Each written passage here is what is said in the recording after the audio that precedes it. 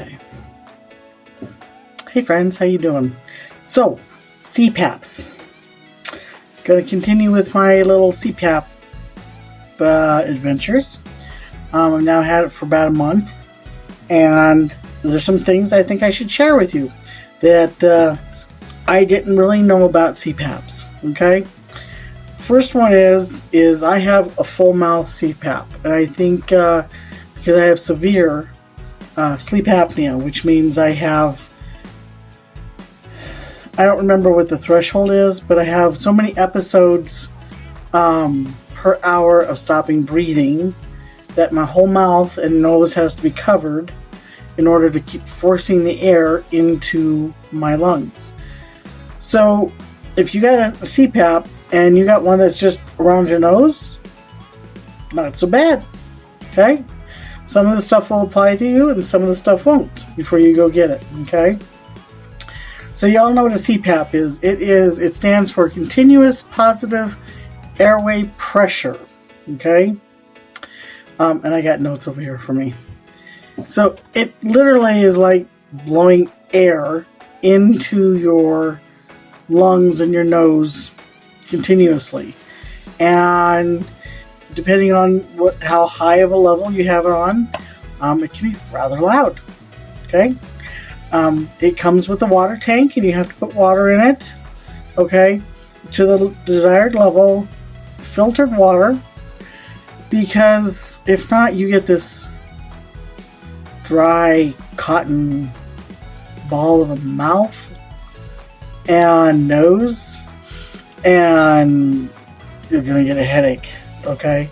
Just from the dryness that's going to be in your sinuses and your nose and your mouth.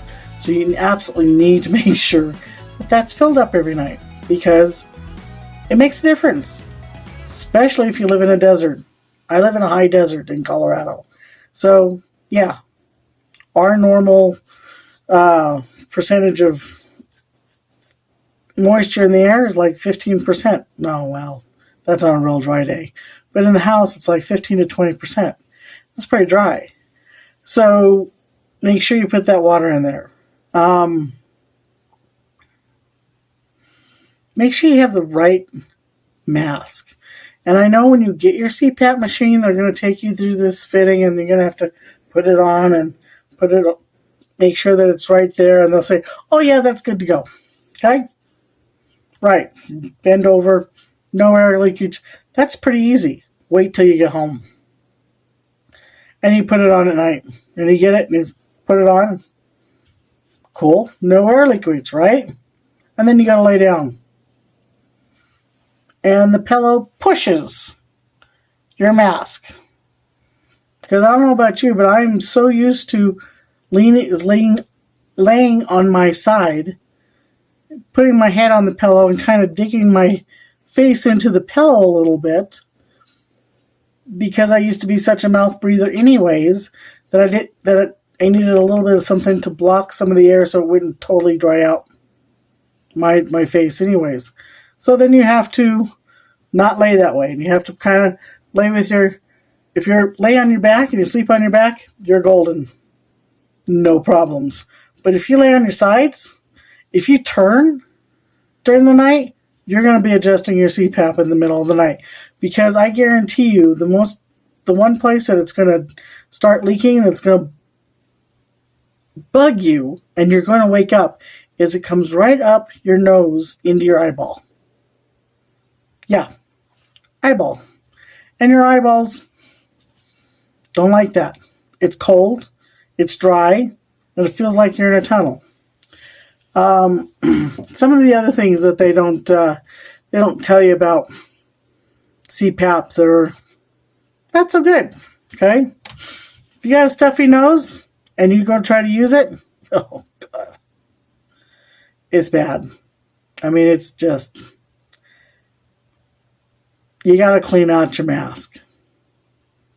Okay? Yeah. It's just nasty. Nasty.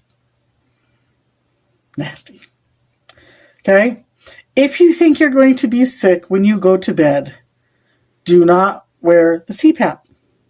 because throwing up in that mask and having it forced back down your throat is disgusting. I don't know why I didn't think of that before I went to bed that night. So, feel sick? Take it off. You wake up in the middle of the night and you think you're going to be sick? Grab that thing off as fast as you can. Just rip it off. Which you can do, by the way, because almost all the CPAPs, especially the newer ones, are designed so that you can just break them away. Okay? And they got magnets that hold them together and whatnot, and they got little poppy please things on the sides and all this good kind of stuff. So you can do that. If you need to, just rip it off. Okay? Skin irritation. Especially if you're a big person. And you got to put that damn thing on real tight to keep it from leaking because you're on the highest pressure that there can possibly be. Yeah.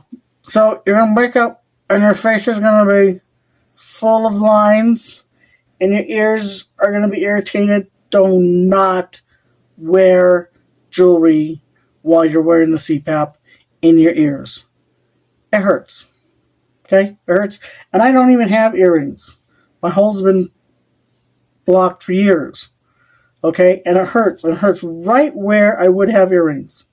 And I used to wear studs to bed all the time. Don't do it. You'll make a hole in your head.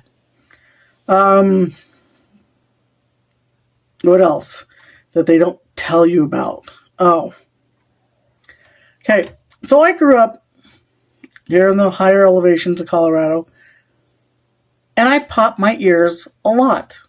I yawn. On cue. And it pops my ears. Every single time. Okay? Well, you pop your ears. And then they relax. Right? Been doing it since I was 2. Okay. Don't do it with a CPAP machine on. Because you'll pop your ears. And they stay in that outward position. Your eardrums stay out in that outward position, and it takes forever for them to relax back so that it feels like your eardrums are in the right place. Okay? Because the pressure is pushing on them. Okay? You have holes in here that goes into your ears and your nose and all over the place. It's amazing we don't leak all over the place with our faces with all the holes and connecting tunnels that we have.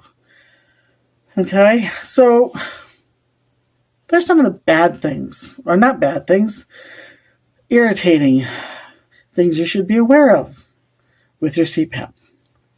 Also, if you are single, or if you're not single, and you sleep with animals, introduce them to the CPAP before you put it on. I'm looking at my girlfriend, my Mastiff over here. I didn't do that. And I put on the CPAP and I lay down in bed and she takes up the other half of the bed and she got up into bed after I got situated and she comes over to me and she smells me and starts barking her head off. It took me a half an hour to get her calmed back down. After a month of it, she just ignores it now. I mean, she ignores it when I take it off. She doesn't bother with it at all. But also, there's this area, if you have a full mask, there's this area of air pressure that comes out of your mask when you have it sealed right.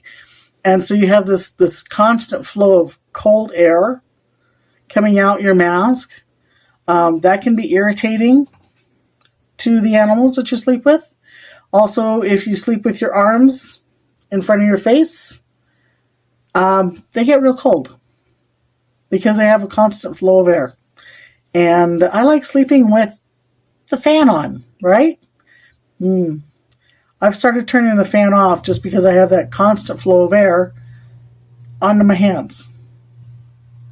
So, if you sleep with a human partner, they would probably be very happy to hear that the snoring is, if not reduced significantly. It's all the way gone. Totally gone. Okay.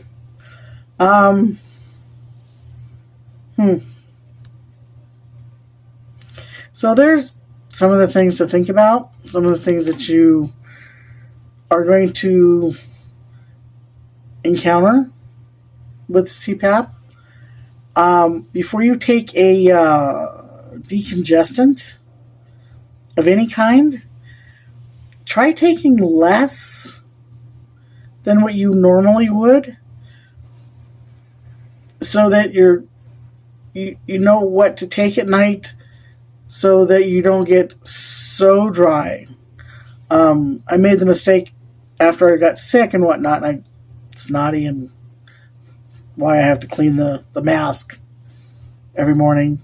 But I just got like a cold, okay, or allergies or whatever it was. I think it was a cold. And I went ahead and I took my Mucinex. Regular strength. Take it. Okay. Nosebleed. 2 nights running before I cut that in half. And then that was the happy spot for me. And then as soon as I didn't need to use it, don't use the decongestants. So, what about you? What kind of things would you like to share with your CPAP? What have you found that is funny, irritating, things that you don't think are addressed in the literature, things that we could share with each other? I'd like to know. Please leave a like, leave a comment. I'd like to subscribe to this channel so we can start building a nice community. And I'm going to start bringing you as much information I can about my healthcare journey and the knowledge that I have about different things, different healthcare. I am 35 years plus in the field of occupational therapy, healthcare manager. I'm not a nurse, not a doctor, don't diagnose. But if you like to know anything, I can find out. And if you like to know how to do anything, I can tell you. Because that's what occupational therapists do. They help you find out how to do the things you want to do. And they make you succeed. And I am so looking forward to helping people succeed. Please let me know what I could do for you. All right, I'll see you next time around. Ciao. Stop. Not now.